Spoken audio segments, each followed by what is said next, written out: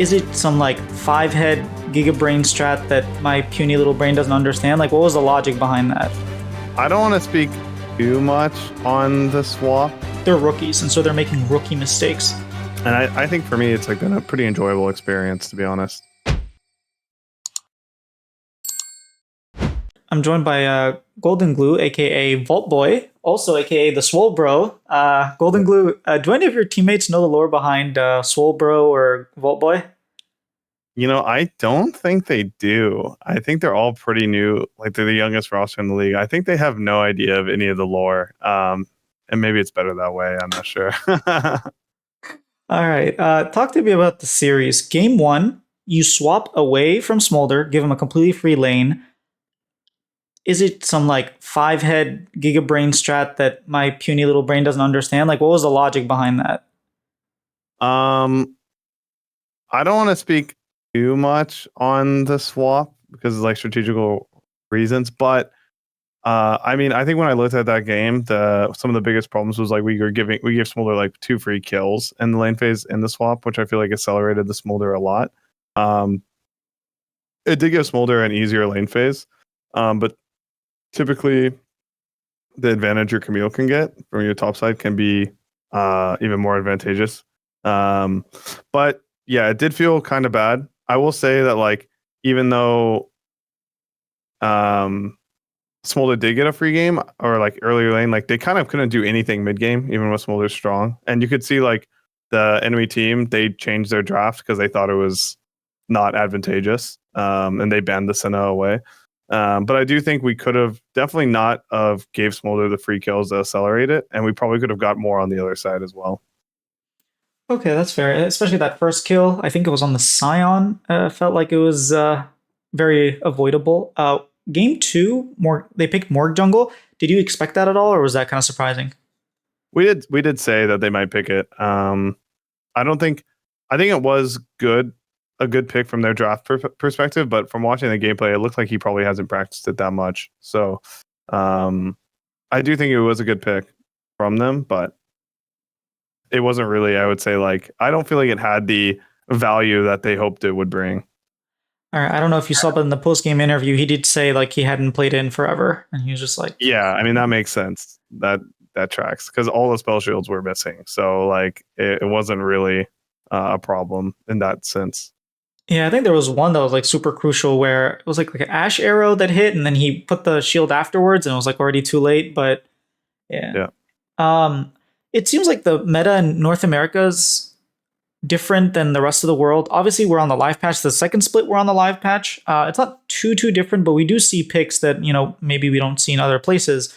How is it being like coaching a team where historically you could always look at what LCK and LPL were doing and say, okay, that is what the meta is, and just copy it. But now what they're playing might not even work, might be completely nerfed or completely buffed in the next patch. How is it having to be like the pioneers and sort of innovate yourself? Yeah, I mean, honestly, it's really difficult, but I do enjoy kind of feel like you have more creative freedom because you're not trying to copy what the standards of LCK or LPL or LEC is doing. And I think you have to really trust your own instincts and your own intuitions a lot more because you can't really look to other teams and see what they're doing worldwide. So in that aspect, I think it's like fun and it promotes like teams and coaching staffs that can kind of like figure out what is the best first, and you kind of have an advantage. And I think for me, it's like been a pretty enjoyable experience, to be honest. All right, I have a game for you to play here. But before, actually, while I'm pulling this up, would we have seen? Do you think we would have seen Shaco Jungle last split if we weren't on live patch?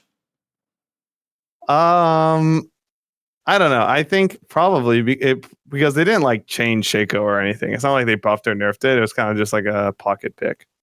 All right, cool. I'm going to ask you to rank these players 1 through 5, 1 being the best, 5 being the worst, but you don't know who comes next. So I'll give you one at a time and you have to kind of rank them. Cool? All right. Okay.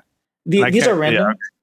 Yeah. These are random. I have a random number generator. I just have a list of them. So we'll start with 26. That's Viper on Hanwha Life. Oh, man. Yeah, you don't know what's happening next, but Viper's a pretty good player. I guess I'll start with 2. I'll give him 2. All right, that's safe. Number 4 is Xiaohu on Weibo Gaming. Um, man, I'm gonna have some uninformed opinions because I haven't watched that many of their games, so I'm just gonna shoot out a random 3. All right, Jojo Pyun, I didn't even know much about Xmithy, and then he was just like, I know his name, I don't know much. 36 is Humanoid on Fnatic. Humanoid. Um, he's historically been really good. But I'm just gonna go 4. Yeah, I All mean, right, I we're don't going know. in order 2, 3, I 4. don't know. Yeah, I want to save 1 and 5. I want to save those 2 in case like Faker comes out. Well, you only have 1 and 5, and the next one is Jensen. Jensen. Well, I guess I have to put him 5. I'm waiting for my Faker or my Deft or my Bjergsen. Nah, All I right, guess let's Bjergsen. see. Yeah, we'll do 25. 5. 25 is Scout. Scout's number 1. That's not bad. That's That's not actually bad. not bad. Yeah, not Yeah, bad. Tactical had to put Faker fourth because it was the last one. That's funny. That's funny. Yeah, he also didn't know that Kobe used to play, which is Kobe understandable, I definitely. guess. Yeah, Kobe goes to 1 instantly. Kobe goes to one. Yeah, he was like, no Yeah. hate to Kobe, but I'll put him last. A couple more questions about just the 100 Thieves in general. Obviously, it's unfortunate that you guys lost today, but looking back on when you guys played NRG and now you played Dignitas, do you think that you guys like underperformed today, or was it that NRG maybe underperformed? That's why you guys looked a lot more cohesive, I want to say. I think you guys still do a good job at like fighting and like not rolling over and dying. But at least for the first couple games that we saw, you guys look very, very clean and had a very clear vision on where you wanted to go. Yeah, so I think if you look at like our week 1 match versus Energy, which were pretty clean, our games today versus Dignitas, I think the one thing that I'm thinking that we need to work on the most is just our consistency, because I do think that we did play a lot cleaner versus Energy, and I think that didn't really have to do too much with our opponents. And I think that today we made a lot of sloppy errors, a lot of sloppy mistakes. We were in the driver's seat for like all of game 1, and we just threw the game away. Game 2 was a bit more like topsy-turvy, I feel, but still we made some pretty like critical errors, I would say, that were kind of sloppy mistakes. So what I'm going to be looking at for going forward is just working on our consistency for sure. I think the team that showed up today we like had inklings of last week. We were still playing cohesively as a unit, but it wasn't nearly as clean. We made a lot more errors today. So trying to basically just, keep minimizing our errors on stage and getting more BO3 practice is going to be, our priority. Other players have been from other teams have been saying, "Oh, they're rookies, and so they're making rookie mistakes." Do you feel like that's a good characteristic, characterization? Because your leader is inspired, not inspired, River, and River's not really a rookie per se. Yeah, Rivers definitely is the most veteran player on our team, but he's not even that veteran relatively. And yeah, I do think to show our mistakes, like they're pretty silly, and I feel like some of them are pretty silly in hindsight, and they definitely can be seen as like rookie mistakes. And just something that we're gonna have to hash out over time. All right, my last question for you is: I talked to Sniper, and he said that he bought you guys like coffee 7 or 8 times because he was late over the 30-day boot camp. Do you also follow that rule where if you're late, you have to buy coffee? And if yes, have you had to buy coffee? Like how many times?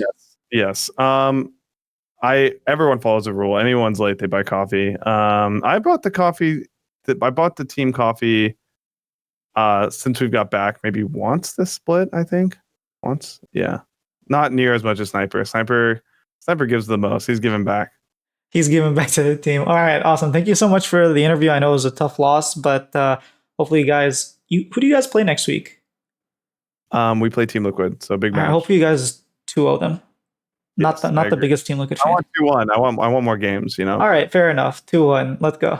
All right, David will love this. Yeah, cool. All right, awesome. Bye. Thank you. Bye.